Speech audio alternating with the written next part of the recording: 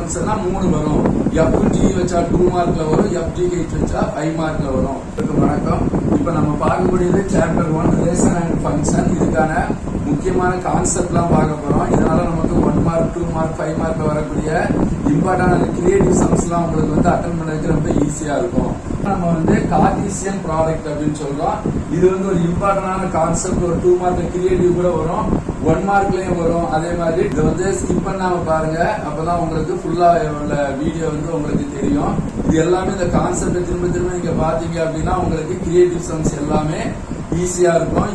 அதே மாதிரி நம்மளுடைய யூடியூப் சேனல்ல கனிமேக்ஸ் எஜுகேஷன் நீங்க சப்ஸ்கிரைப் பண்ணிருங்க, செட் ஆல் கொடுத்துருங்க. நாங்க போடக்கூடிய வீடியோ எல்லாமே உங்களுக்கு கிடைக்கும். அதே நம்ம பார்த்ததை கன்சாலிடேட்டா பாத்துக்கலாம். ஓகே, எப்படின்னா ஃபர்ஸ்ட் நம்ம என்ன பார்த்தோம், கார்ட்டீசியன் ப்ராடக்ட்னா என்னன்னு பார்த்திருக்கோம்.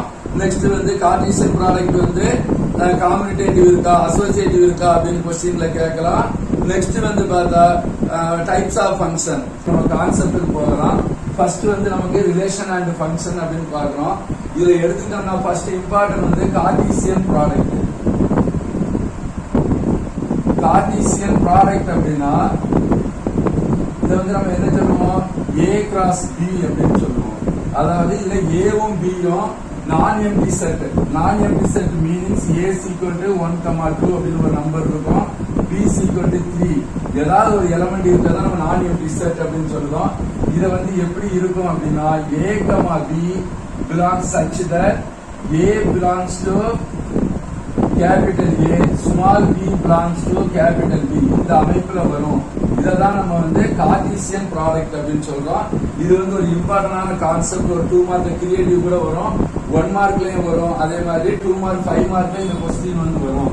அதாவது கார்ட்டீசியன் ப்ராடக்ட்ல A கிராஸ் B அப்படின்னா A நம்ம எடுத்து எழுதிக்கிறோம் 1, 2 கிராஸ் B 3 அப்படின்னு நம்ம எழுதிக்கிறோம். அதாவது 1, 3 அதே மாதிரி 2, 3 நெக்ஸ்ட் 2, 1, 3 அதே மாதிரி 2, 3. அப்ப இங்க ஒரு 2 எலமெண்ட், இங்க ஒரு எலமெண்ட். அப்போ 1, 2 சார் இங்க 2 செட் இங்க வரும். நம்ம இதை பார்த்துக்கலாம். இப்போ இது நமக்கு கார்ட்டீசியன் ப்ராடக்ட் நம்ம பார்த்துருக்கோம். நெக்ஸ்ட்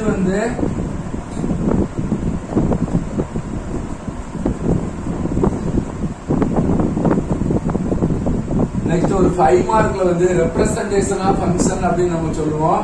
மொத்தம் இது 3 டைப். அதாவது ஒன்னு an arrow diagram,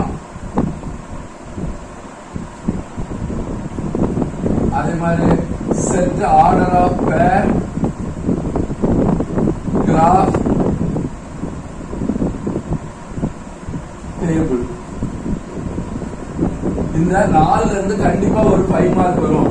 ஆரோ டயகிராம்னா நமக்கு தெரியும், ஏபி போட்டுக்குவோம். செட் ஆர்டர் ஆஃப் பேர் அப்படின்னா 2 செட்டா நமக்கு வர மாதிரி நம்ம போட்டுக்குவோம். கிராஃப் XH YH போட்டுக்குவோம்.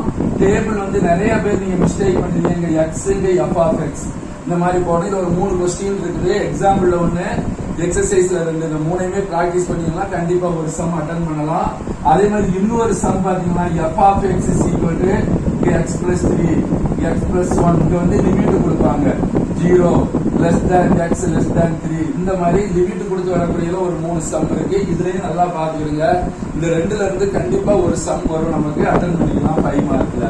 ஓகே, இப்போ நெக்ஸ்ட் நம்ம இப்ப ரெப்ரசன்ட் ஃபங்க்ஷன் பார்த்த மாதிரி இதோட டைப்ஸ் ஆஃப் ஃபங்க்ஷன் நம்ம இப்ப பார்க்க போறோம்.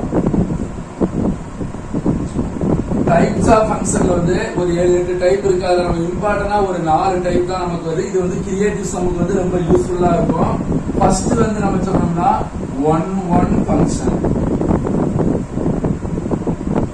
அதாவது 1-1 ஃபங்க்ஷன் அப்படின்னா நமக்கு இது செட் ஏன்னு இருக்கு, இங்க செட் பின்னு இருக்குது. இங்க 1, 2, 3 நம்பர் இருக்கும். இங்க 4, 5, 6, 7 அப்படின்னா 1ல இருந்து 4க்கு போகலாம், 2ல இருந்து 5க்கு போகலாம், 3ல இருந்து 6க்கு போகலாம். அதே மாதிரி 4ல ஒரு நம்பர் இருந்துச்சுன்னா 7க்கு போகலாம். சோ இங்க எக்ஸ்ட்ரா வேணாலும் நம்பர் இருக்கலாம்.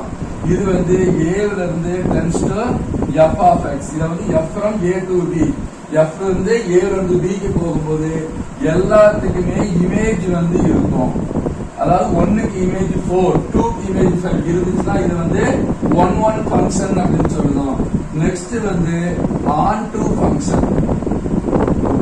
ஆன் டு ஃபங்க்ஷன் மீனிங் இதுவும் மாதிரி தான் ஏன்னு ஒரு செட் இருக்கு, இங்க பின்னு ஒரு செட் இருக்கு, tends to f of x. இங்க ஏ பி சி, இங்க 1 2 3 4 இருக்குது. ஆனா பட் இங்க 1ல இருந்து இந்த ப்ரீ இமேஜா நமக்கு வரும் ஆன் டு ஃபங்க்ஷன் அப்படிங்கும்போது. இது வந்துச்சு அப்படின்னா இது வந்து நமக்கு ஆன் டு ஃபங்க்ஷன். அதாவது ஏ அப்படிங்கறதுல வந்து எல்லாத்துலயுமே நமக்கு ஃபுல்லா இருக்கணும். பி ல எக்ஸ்ட்ரா இருந்தா கூட ஏ ல வந்து ஜாயின் பண்ணிக்கலாம்.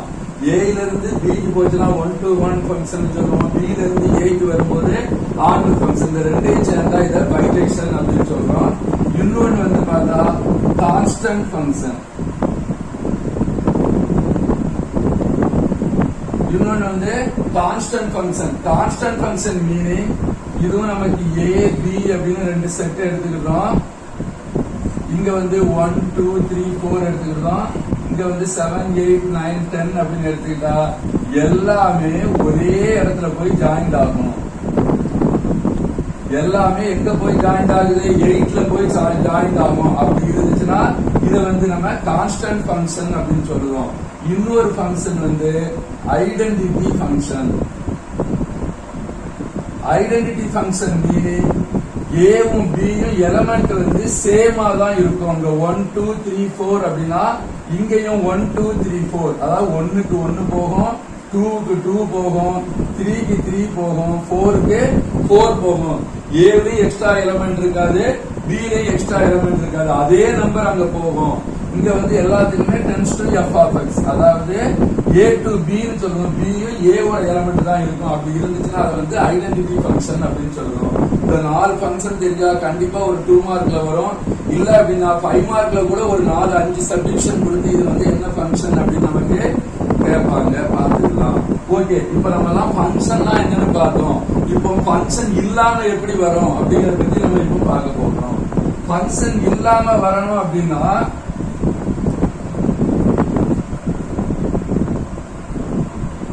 அதாவது நாட்டிய ஃபங்க்ஷன் இது வந்து நமக்கு 2 மார்க்ல வரும். இது ஃபங்க்ஷனா இல்ல ஃபங்க்ஷன் இல்லையா அப்படின்னு நமக்கு செக் பண்ண சொல்லுவாங்க. அதான் நம்ம நாட்டிய ஃபங்க்ஷன் அப்படின்னு சொல்லுவோம். நாட்டிய ஃபங்க்ஷன் இங்க ஏ இருக்குது, இங்க பி இருக்குது, tends to f of x. ஏவோட செட் 1 2 3 4 இருக்குது, பியோட செட் 5 6 7 8 அப்படின்னு இருக்குது.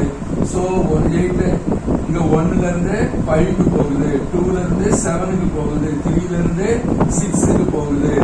அதே மாதிரி இங்க 4ல இருந்து 8க்கு போகுது. பட் 5ல இருந்து போறதுக்கு நமக்கு இமேஜ் வந்து இல்ல.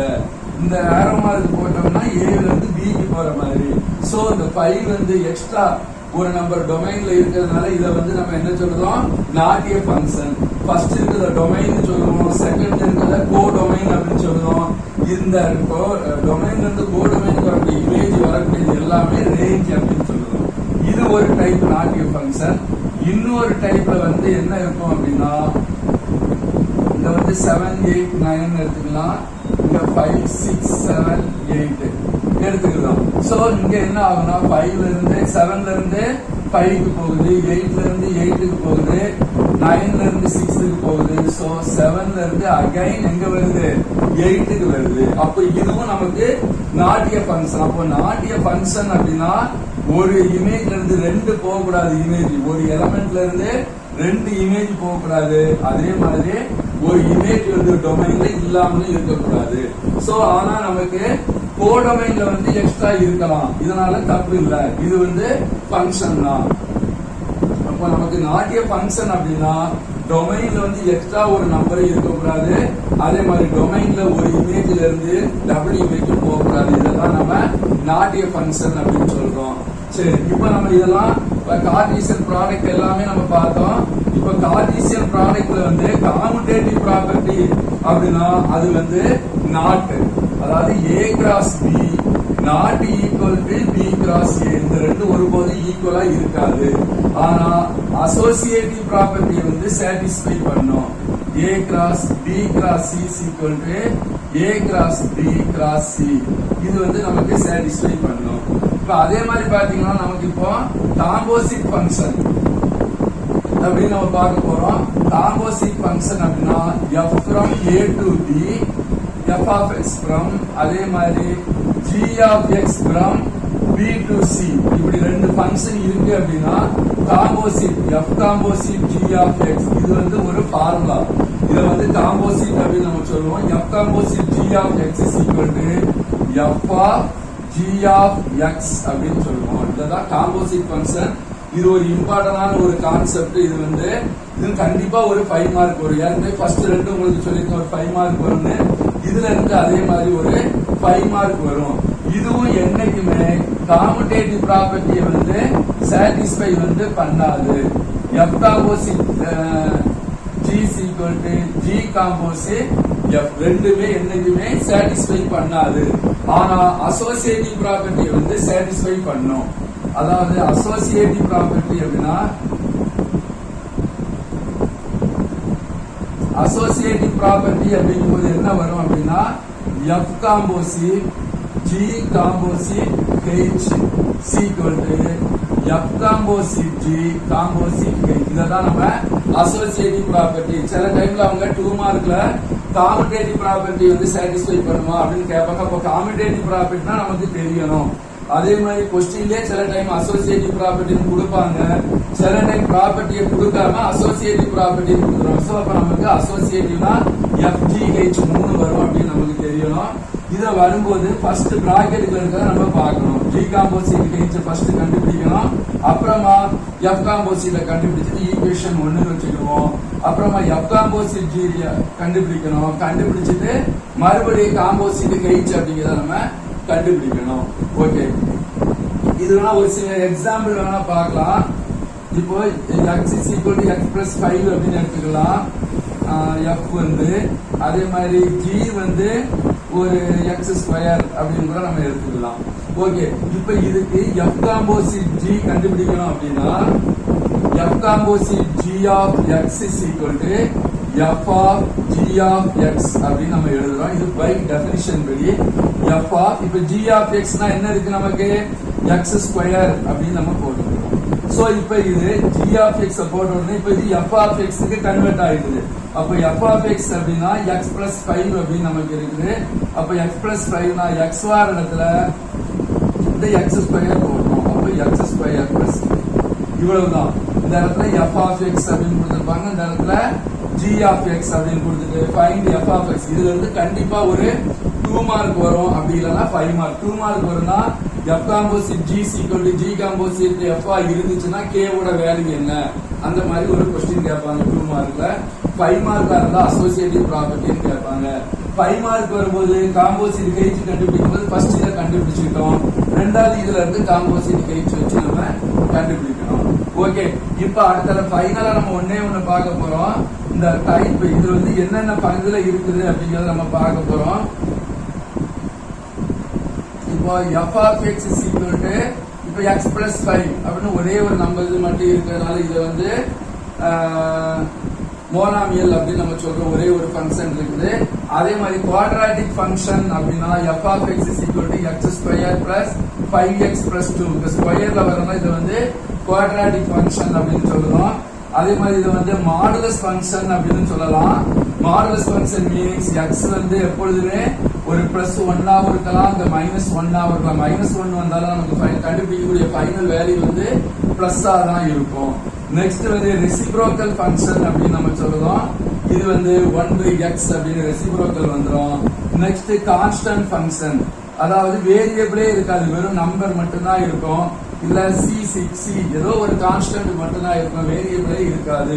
இதெல்லாம் வந்து நம்ம கான்ஸ்டன்ட் ஃபங்க்ஷன் அப்படின்னு நம்ம சொல்றோம். ஓகே, இது எல்லாமே உங்களுக்கு அண்டர்ஸ்டாண்ட் ஆயிருக்கும்னு நினைக்கிறேன். இதே மாதிரி உங்களுக்கு ஏதாவது இன்னொரு மேற்கொண்டு டவுட் இருந்தா எங்களுக்கு கமெண்ட்ல கொடுங்க, உங்களுக்கு கொடுக்குறோம். இப்ப மாதிரி இதுக்கு கீழே வந்து நாங்க கொஸ்டின் பேப்பர், நாங்க centum challenge question, full test question எல்லாம் கொடுக்கோம். நீங்க வந்து பாத்துக்கலாம். ஓகே.